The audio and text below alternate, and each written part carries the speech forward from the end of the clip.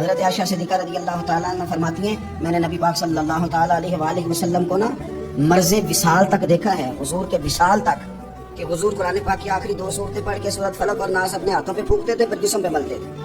قرآن پاک میں شفا ہے۔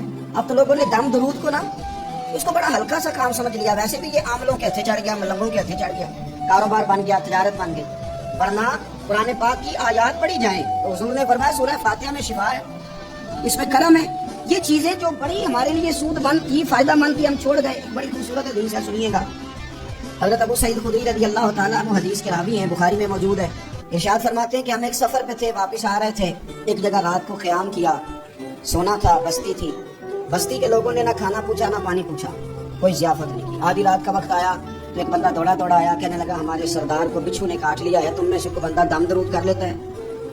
تو ایک صحابی کہنے لگے کر تو لیتے ہیں، پر تم نے کیونکہ ہمیں کھانا پانی تک نہیں پوچھا، تم اگر دم کراؤ گے تو مفت نہیں کریں گے۔ بخاری پڑھ رہا ہوں۔ پیسے لگیں گے، کتنے پیسے ہیں؟ بکریوں کا ایک ریوڑ پورا۔ شارحین نے لکھا 40 بکریاں، کتنے دما دیا؟ اور بھائی اس سے کوئی بندہ جواز نہ لے کہ پیسے لینے جائز ہیں، اس سے جواز نہ حاصل کرے۔ اب بات کو سمجھے، پس منظر کیا ہے؟ پانی تک نہیں تم نے پوچھا۔ کچھ لوگوں کا علاج ہوتا ہے، انہوں نے کہا پیسے لیں گے دم کر دیں گے۔ صحابی نے کہا حضرت ابو سعید خدری رضی اللہ تعالیٰ عنہ فرماتے ہیں وہ چونکہ تنگ تھے، بچھو کاٹ گیا سردار کو، چل تو صحیح نہ۔ وہ صحابی گئے، سورہ فاتحہ پڑھ کے دم کیا، اور حدیث بخاری سے میں آپ کو دکھاؤں گا۔ لوگ کہتے ہیں دم کدھر سے آ گیا؟ بخاری پڑھ رہا ہوں، صحیح بخاری۔ شفا تو اللہ نے دینی ہے، رب کریم نے شفا دے دی۔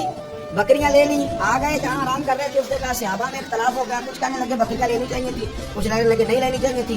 حضرت ابو سعید خدری رضی اللہ تعالیٰ عنہ فرماتے ہیں پھر ہم نے فیصلہ کیا چپ کر کے سو جاؤ، صبح حضور کی بارگاہ میں جائیں گے۔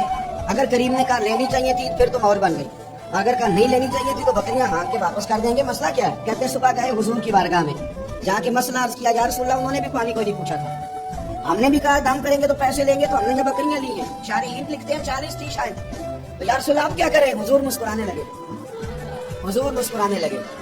جس کے گچھے سے لچھے جڑے نور کے، ان ستاروں کی نزہت پہ لاکھوں سلام، اور جس کی تشکین سے روتے ہوئے ہنس پڑے، اس تبسم کی عادت پہ لاکھوں سلام، اور ان کی باتوں کی لذت پہ بے حد درود، ان کے خطبے کی ہیبت پہ لاکھوں سلام۔ حضور مسکرانے لگے اور مسکرا کے پوچھا اچھا پڑھا کیا تھا؟ یا رسول اللہ سورہ فاتحہ۔ فرمایا سکھائی کس نے تھی؟ یا رسول اللہ آپ نے۔ فرمایا پھر آدھی بکریاں میری ہیں آدھی تمہاری ہیں، تو میرا حصہ نکالو نا۔